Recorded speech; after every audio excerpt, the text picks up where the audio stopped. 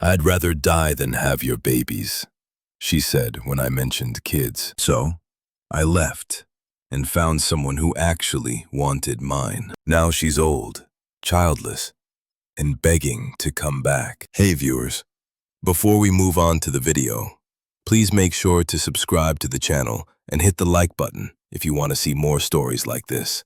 Thanks. This happened 4 years ago, but I'm sharing it now because Jessica just showed up at my daughter's first birthday party uninvited, and I think I need to get this whole story off my chest. I met Jessica when I was 24, and she was 22.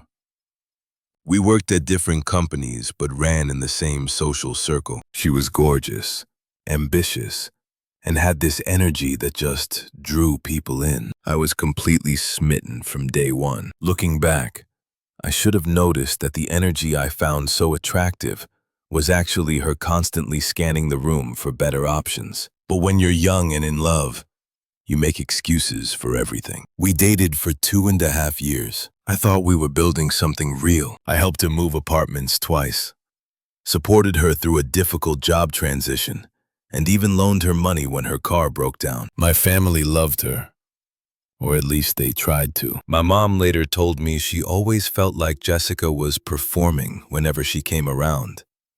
But she kept that to herself because she could see how happy I thought I was. The beginning of the end happened on a Saturday night in March. Our friends Dave and Kelly had invited us over to meet their new baby, Emma. She was maybe 3 months old, just this tiny, perfect little thing. I've always been good with kids. I'm the uncle who gets down on the floor and plays, the one who volunteers to hold the baby so the parents can eat dinner in peace. That night, Emma was fussing, and Kelly looked exhausted. Without thinking, I asked if I could try to calm her down. I walked around their living room, bouncing her gently and talking to her in that stupid voice people use with babies. She stopped crying almost immediately and just stared up at me with these huge eyes. "You're a natural," Dave said, grinning. "Emma likes you more than she likes me half the time. He's going to make such a good dad someday," Kelly added,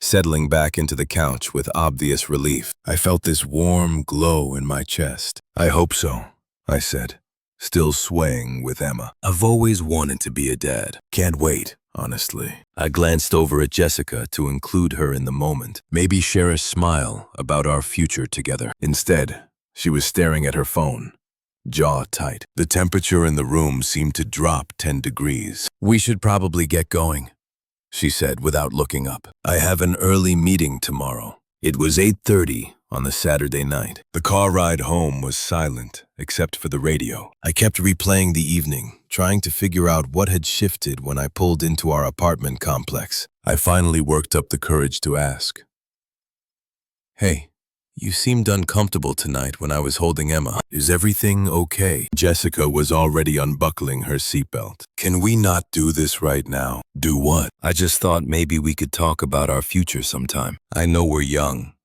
But she whipped around to face me, and the look in her eyes was something I'd never seen before. Pure disgust. "Our future, Mark. I'd rather die than have your babies." I felt like I'd been slapped. We'd never seriously discussed kids, but I'd assumed. I mean, we'd been together over 2 years. We'd talked about moving in together officially, maybe getting engaged after I got my next promotion. "Jessica, what are you? Can you imagine what disgusting little trolls we'd make with your genetics?" She laughed, but it wasn't a nice sound. "Thank God I'm on birth control." I sat there in stunned silence. This wasn't just about not being ready for kids. This was about me, about what she thought of me as a person, as a potential father, as someone whose DNA she couldn't even imagine mixing with hers. "Look at you," she continued, apparently taking my silence as permission to keep going. "Look at your family.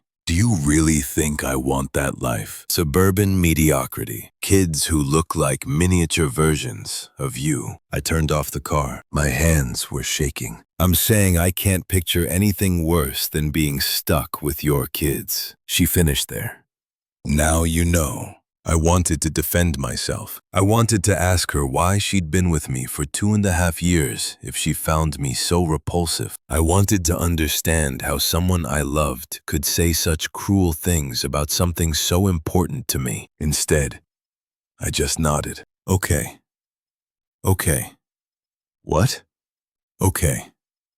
I heard you. She seemed surprised that I wasn't fighting back, wasn't trying to convince her otherwise. She grabbed her purse and got out of the car, slamming the door harder than necessary. I sat in that parking spot for another 20 minutes, just processing what had happened. Then I went upstairs, brushed my teeth, and went to bed. Jessica was already asleep, or pretending to be. The next few days were weird. Jessica acted like nothing had happened. She made coffee in the morning, kissed me goodbye, asked about my day when she got home. But something fundamental had broken in me. I started seeing our entire relationship differently. How many times had she made little comments about my job not being exciting enough? How often had she steered conversations away from my family, my hometown, my interests? How many times had she introduced me to people as if she were apologizing for me? I'd been making excuses for years. The following Thursday, while Jessica was at her weekly happy hour with coworkers, I packed my stuff. I didn't take anything that was ours.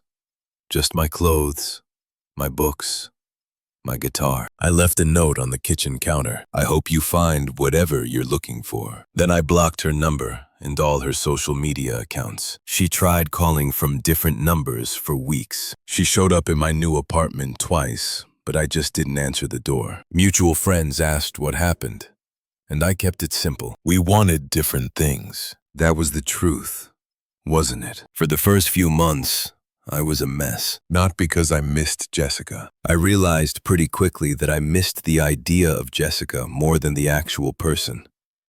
But because her words had planted this seed of doubt about myself. Was I really as pathetic as she made me sound? Would any woman actually want to have kids with me? I started going to therapy. I focused on myself for the next 8 months. Hit the gym consistently. Started playing guitar again. Reconnected with friends I'd neglected during the Jessica years. I wasn't looking for a relationship. I was just trying to remember who I was when I wasn't constantly worried about whether I was disappointing someone. That's when I met Sarah. I was at this little bookstore downtown, browsing the philosophy section, when someone behind me said, "Nah, really?" I turned around to find this woman with curly brown hair and the brightest smile I'd ever seen. I know, I said. Very pretentious 20-something guy of me. Actually, I was going to say brave. I tried to read Beyond Good and Evil in college and wanted to throw it across the room after 20 pages. We ended up talking for 2 hours. Sarah was a third-grade teacher, funny and warm, and genuinely interested in hearing my thoughts about everything from books to travel to what I'd wanted to be when I grew up. When I mentioned that I worked in IT but was considering going back to school for engineering, she lit up. That's amazing. What kind of engineering? Not. Why would you want to start over? Or isn't that a lot of work? Just genuine enthusiasm for my dreams. 3 months later, we were officially dating. 6 months after that, I knew I wanted to marry her. The conversation about kids happened naturally, the way these things should. We were babysitting her sister's twins for the weekend, and I was helping 6-year-old Marcus with a puzzle while Sarah braided 4-year-old Lily's hair. "You're so good with them," Sarah said, glancing over at me. I love kids, always have. I held my breath, waiting for the familiar tension, the subject change, the emotional withdrawal. Instead, Sarah grinned. Me too. I became a teacher partly because I wanted to work with kids, even before I had my own. You want kids? Your own kids? Of course. Don't you? It was such a simple question, asked with such genuine curiosity. No judgment, no disgust, no analysis of my genetic worthiness. Yes, I said. I really do. Good, she said, and went back to braid. I was hoping you'd say that. That was it. No drama, no cruelty, no need to defend my desire to be a father. Just 2 people who wanted the same things, building toward them together. Meanwhile, I heard through mutual friends that Jessica's life was getting complicated. She dated a series of guys who seemed impressive on paper, but turned out to be commitment phobic or just plain jerks. One of them was apparently seeing 2 other women the entire time they were together. Another borrowed money from her and disappeared. She keeps asking about you, my friend Mike told me one day. Wants to know if you're seeing anyone. What did you tell her? The truth. That you seem happier than I've ever seen you. I was happy. Sarah and I moved in together after a year. Got engaged 6 months later. The proposal wasn't some elaborate production. Just the 2 of us on a hiking trail we loved, and me finally working up the courage to ask the woman I adored to marry me. She said yes before I even finished the question. We got married the following spring in a small ceremony, surrounded by people who actually loved and supported us. Sarah's family welcomed me like I was their own son. My family was over the moon about Sarah. Everything felt right in a way it never had with Jessica. Our daughter Emma was born 2 years later. Yes, we named her after Dave and Kelly's daughter, the little girl who unknowingly triggered the end of my relationship with Jessica and the beginning of my real life. Pregnancy was magical with Sarah. She glowed, literally glowed.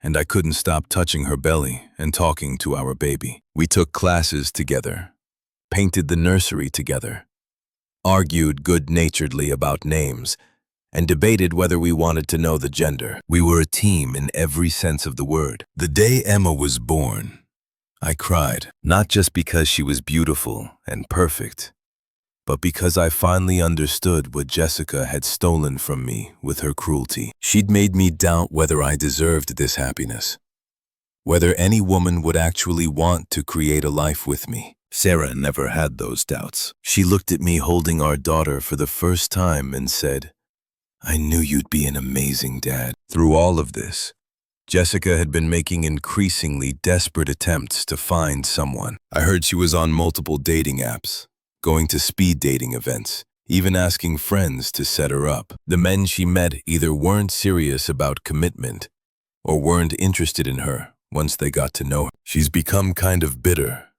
Mike told me one day, always complaining about men being immature or not knowing what they want. I felt a flicker of something, not quite sympathy, but acknowledgement that dating in your 30s is hard. Then I remembered her words in the car that night, and the feeling passed. When Emma was about 6 months old, Jessica started getting bolder about reaching out to me. She called my office, claiming it was about some shared paperwork from our old apartment. She messaged me on LinkedIn about reconnecting professionally. She even sent a card when Emma was born. How she got my address, I'll never know. I didn't respond to any of it. The first direct encounter happened when Emma was 8 months old. I was at Target buying diapers when I heard someone say my name. I turned around and there was Jessica, looking older and somehow smaller than I remembered. "Mark, oh my God, is this your..." She was staring at Emma, who was sitting in the cart, babbling happily and chewing on her teething ring. "Yes, this is my daughter, Emma. She's beautiful." Jessica's voice was weird, strange. "She looks just like you." I waited for the familiar sting of that observation being treated as an insult. Instead, Jessica seemed almost wistful. "Thank you. I heard you got married. Congratulations." "Thank you," I said again. I wasn't trying to be cold, but I had nothing else to say to her. How's fatherhood?" "It's everything I hoped it would be." She flinched slightly. I hadn't meant it as a dig, but we both heard the implication. "That's wonderful," she said. But her smile didn't reach her eyes. I'm trying to have kids now. It's been challenging." I nodded politely, but didn't ask follow-up questions. Didn't offer encouragement or advice. Didn't say I was sorry to hear she was struggling. "Well," she said after an awkward pause, "I should let you get back to dad stuff. Take care, Mark." I pushed the cart toward the checkout line, and she was just another stranger in the store. The next encounter was more uncomfortable. Sarah and I were at our friend's barbecue when Jessica showed up. Apparently, she'd been dating someone in their extended social circle and got invited as his +1. She spent the entire afternoon hovering near us, making small talk with Sarah, complimenting Emma, asking about our house, our jobs, our life. Her date seemed nice enough, but I could tell he had no idea what was going on. "So, how long have you two known each other?" Sarah asked Jessica at one point, perfectly polite, but with a slight edge that told me she'd figured out who this was. "Oh, Mark and I dated years ago," Jessica said casually. "We were together for a while, but we wanted different things." Sarah just nodded and turned her attention back to Emma, who was attempting to eat grass. Later, as we were getting ready to leave, Jessica cornered me by the cooler. "She seems lovely," she said, nodding towards Sarah. "She is. You look happy." "I am. I've been thinking about us lately. About what went wrong." I lifted Emma out of her stroller and secured her in the car seat. "There's nothing to think about, Jessica, but there is. I made mistakes. I was young and stupid, and I said things I didn't mean." I closed the car door and looked at her directly for the first time that day. "You meant them." She opened her mouth to argue, but I kept talking. "And that's okay. You were honest about how you felt. I'm grateful for that honesty. Actually, it led me to this." I gestured toward the car, where Sarah was waiting patiently, and Emma was already falling asleep. "But what if I've changed? What if I want those things now? Then I hope you find someone who wants them with you. Mark, I need to get Emma home for her nap. Take care of yourself." I got in the car and drove away, leaving Jessica standing by the cooler. "That was her, wasn't it?" Sarah asked quietly. "The ex who said those terrible things about having kids with you."